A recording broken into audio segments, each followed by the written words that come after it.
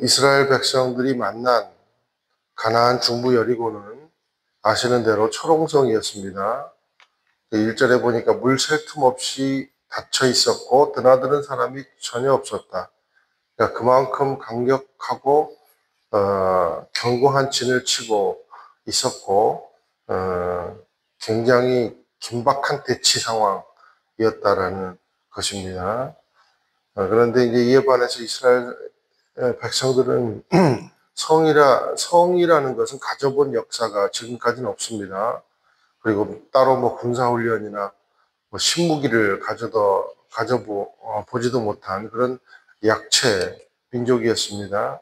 그러니까 이것은 무슨 말이냐면 이 전쟁은 하나님이 나서줘야 비로소 이길 수 있는 전쟁이다. 하나님이 나서주지 않으면 이거는 이길 수 없는 전쟁이다. 그런 의미입니다. 그래서 2절에 보니까 중요한 단서가 나오는데 내가 여리고와 여리고 왕 그리고 여리고 용사들을 내 손에 넘겨주었다. 하나님이 주도하셨구나. 그래서 이겼구나. 하나님께서 여리고 왕, 여리고 용사들에게 가가지고 길을 다 죽여 놓은 전쟁이다 라는 것입니다. 믿음의 사람이 인생에서 수많은 전쟁이 있는데 이기는 비결이 있다라는 것입니다. 하나님께 맡기는 겁니다.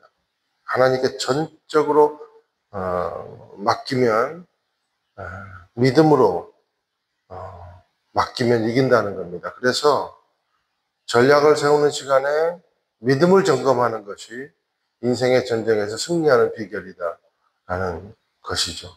물 셀 틈 없는 꽉 찬 믿음이 인생의 전쟁에서 승리하는 최고의 비결인 줄로 믿습니다. 근데 우리는 인생에서 이제 무슨 일을 만나면 이제 머리를 쓰기 바쁘고 손을 쓰기 바쁘고 그렇죠. 입을 쓰기 바쁘고 그래서 돕는 자를 찾고 돈을 융통하고 힘을 빌어보고 사정해보고 그리고 안 되면 이제 그때서야 아이고 하나님 나 좀 살려주세요. 이렇게 하나님을 찾는다는 겁니다. 그런데 저와 여러분에게 가장 먼저 필요한 것은 뭡니까? 믿음을 점검하는 것, 그리고 맡기는 것입니다. 순종하는 것입니다. 그러니까 맡기고 순종하는 결단과 행위가 승리의 가장 큰 교두보가 된다라는 겁니다. 그래서 오늘 하나님께서 여리고를 맞대고 있는 백성들에게 두 가지 순종을 요구하는 것입니다. 3절 한번 읽겠습니다. 시작. 모든 군인들은 그 성을 둘러싸라. 그 성을 한번 돌아라. 6일 동안 그렇게 하여라. 그리고 10절은 제가 읽을게요. 여호수아가 백성들에게 명령했습니다. 너희는 외치지도 말고 소리도 내지 말라. 입 밖에 아무 말도 내지 말고 내가 외치라고 명령하는 날에 외치라. 그러니까 성을 한 번씩 돌면서 외치지 말고 절대 소리도 내지 말고 침묵하라라는 겁니다. 고요하라라는 겁니다. 입을 닫고 귀를 열어라는 겁니다. 그러니까 그냥 침묵만 하는 것이 아니라 입을 닫고 귀를 열어라라는 것입니다. 문제 앞에서 입이 열리는 자가 있습니다. 그리고 문제 앞에서 귀가 열리는 자가 있다는 겁니다. 누가 더 지혜로운 자입니까? 귀를 여는 자가 바로 지혜로운 자라는 거죠. 하나님이 이런 문제 상황에서 무슨 말씀을 하실까? 어떤 교훈을 주실까? 귀를 열면 지혜로워집니다. 그리고 고요해집니다. 그러면 침묵 가운데 선명하게 말씀하시는 하나님의 음성이 들린다라는 거죠. 그러니까 자신의 말이 아니라 하나님의 말씀에 귀를 기울이는 것이 영적 승리의 비결이다라는 겁니다. 말하기보다는 침묵하라라는 것은 내 경험과 의지와 전략이 아니라 오직 하나님의 말씀을 묵상하고 귀를 기울이라라는 거죠. 이스라엘 백성들이 7일 동안 그렇게 6일 동안 120만이 한마디씩만 말을 해봐도 그게 한마디씩만 해도 몇 마디예요. 120만 소리가 되지 않겠습니까? 그러면 하나님의 말씀은 들리지도 않죠. 그리고 집중력도 빼앗겼을 것이다라는 겁니다. 그러니까 승리는 오직 침묵에서 온다. 말을 많이 하기보다 말씀이 나에게 말하게 하는 것이 지혜다라는 것입니다.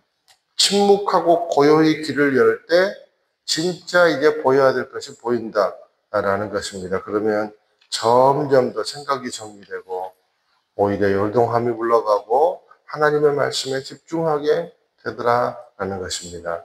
저와 여러분이 분주함 속에서 실패하는 것이 아니라 고요함 속에서 승리하게 되시기를 예수님의 이름으로 축원드립니다. 이제 4절에서 6절 보니까 또 계속 13절까지도 보세요. 하나가 나오는데 그것은 뭐냐면 나팔입니다. 나팔. 양각 나팔.